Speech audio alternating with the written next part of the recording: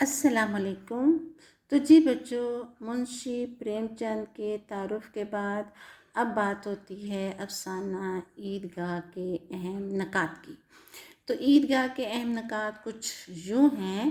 30 روزوں کے بعد عیدگاہ جانے کے لیے لوگوں کی گہما گہمی تھی۔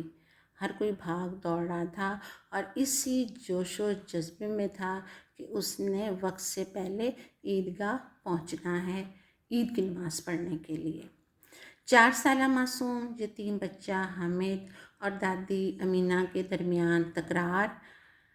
دادی امینہ کا یہ کہنا تھا کہ وہ بچہ کیسے عیدگاہ جا سکتا ہے جس کے پاس کپڑے، جوتے اور پیسے بھی نہیں ہیں، جبکہ وہ معصوم بچہ دوسرے لوگوں کو اور دوسرے بچوں کو دیکھ کر جوش اور ولولے کی وجہ سے بضد تھا۔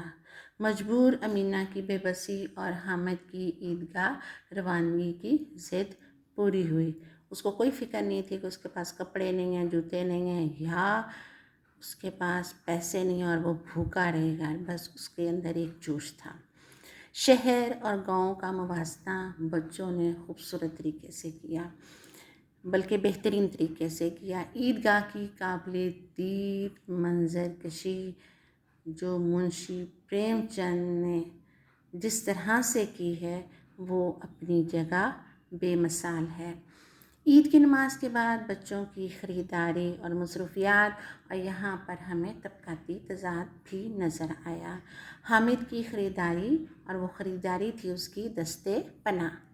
بچوں میں کھلونوں کا موازنہ ہوا، بچوں نے خود بھی کیا اور مقابلہ بازی ہوئی جس میں حامد کے برجستہ دلائل کے سامنے کسی کی ایک نہ چلی اور حامد جیت گیا۔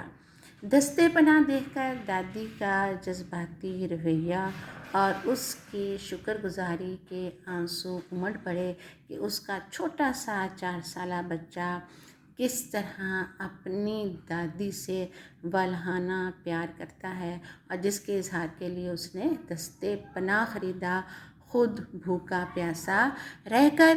تو یہ تھے افسانہ عیدگاہ کے اہم نکات۔